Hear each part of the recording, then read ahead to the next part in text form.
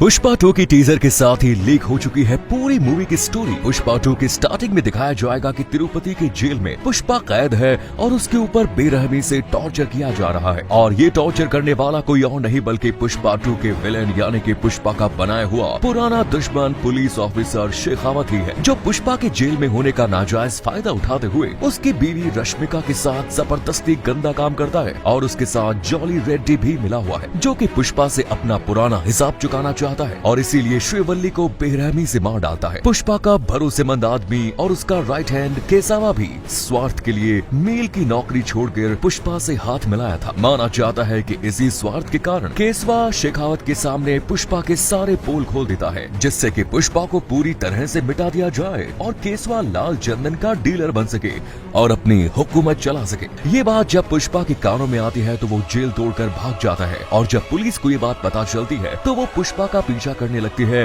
और उसको पकड़ने के लिए गोलियां चलाने लगती है। लेकिन पुष्पा किसी तरह से भागकर रात के अंधेरे में शेरशालम के जंगल के अंदर छुप जाता है और पुलिस उस पर अंधाधुंध गोलियां चलाने लगती है। उस रात उन्हें पुष्पा की बॉडी जंगल में कहीं नहीं मिलती है। फिर अगले दिन पुलिस ने शेरशालम के जंगल में पुष्पा को ढूंढने के लिए स्पेशल फोर्स भेजी तो ढूंढते ढूंढते उन्हें भाकर बेट की पहाड़ियों पर पुष्पा का खून से लथपथ शर्ट मिलता है, जिस पर 8 गोलियों के निशान थे। पुष्पा की बॉडी नहीं मिलने पर पुलिस ने पुष्पा को डेड घोषित कर दिया। खबर टीवी पर आते ही पुष्पा के समर्थकों ने चारों तरफ आंदोलन चालू कर दिया और चित्तूर तिरुपति जैसे इलाकों में दंगे छिड़ गए। इसके साथ ही अनामाया जैसे और शहरों में पुष्पा के समर्थकों ने बुरी तरह से तोड़फोड़ भी करनी शुरू कर दी। हजारों की तादाद में लोग सड़क पर उतर आए और गुस्से से दुकानें और गाड़ियां तक तोड़ डाली। पुलिस के खिलाफ विद्रोह करना भी शुरू कर दिया। पुष्पा के समर्थकों का ये कहना था कि लाल चंदन के 2 नंबरी धंधे से वो खुद ऐश और आराम की जिंदगी नहीं जीता था, बल्कि पुष्पा गांव के गरीबों की मदद करता था, सब गरीबों को खाना खिलाता था। उनके मुताबिक वो कोई भगवान से कम नहीं था। ऐसे चलते हुए करीब 1 महीना बीत गया, लेकिन लोगों ने दंगे जारी रखे। कईयों का मानना था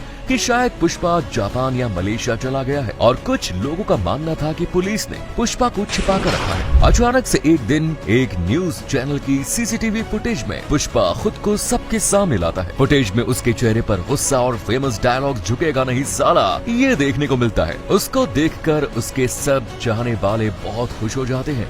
लेकिन अब सवाल ये आता है कि आखिर पुष्पा इतने दिनों से कहां गायब था। कई जानकारों के मुताबिक ये सुनने को मिल रहा है कि केजीएफ के रॉक स्टार यश भी पुष्पा 2 में दिखने वाले हैं। दरअसल पुष्पा जब पुलिस से भागकर सब कुछ खोकर शेरशालम के जंगल में गायब हो जाता है, तब जंगल में ही सभी से छिपकर अपनी कलाकारी से चाइना, मलेशिया, जापान जैसे देशों के लाल चंदन के स्मगलर से डील करके भारी रकम मुनाफा कमाता है और इसमें वो लाल चंदन की लकड़ियों को एक्सपोर्ट करने के लिए समंदर के पानी में बहाकर ट्रांसपोर्ट करता है। इसी दौरान पुष्पा को केजीएफ स्टार रॉकी भाई मिल जाता है, जो केजीएफ चैप्टर 2 के एंडिंग में समुद्र से सोने से लदा जहाज लेकर डूब जाता है। इसके बदले रॉकी भाई पुष्पा को हर वो मदद करते हैं जो पुष्पा को जरूरत है, जिससे पुष्पा और रॉकी भाई की दोस्ती मजबूत हो जाती है। जहां तक देखा जाए कि पुष्पा और रॉकी भाई की बैकग्राउंड स्टोरी सेम ही है।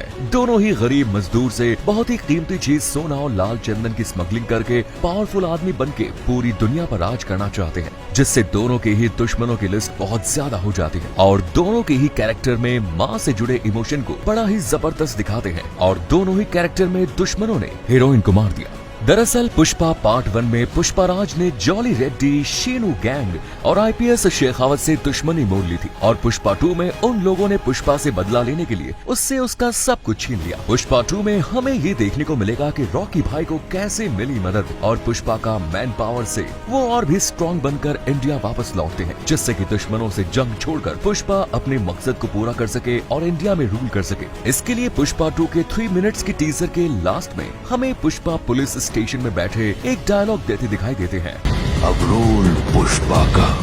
मतलब कि अब पूरे इंडिया का चंदन की एक्सपोर्ट इंडस्ट्री का सरताज बन चुका है पुष्पा और उसके साथ आने वाले समय में नई नई चुनौतियां और दुश्मनों का सामना करना पड़ेगा, क्योंकि पुष्पा को पूरे वर्ल्ड का चंदन इंडस्ट्री का सरताज बनना है। पुष्पाराज का असली मकसद जो अभी बाकी है, जिसकी स्टोरी शायद आने वाले समय में पुष्पा 3 में हमें देखने को मिल जाएगी और तब तक के लिए झुकेगा नहीं साला।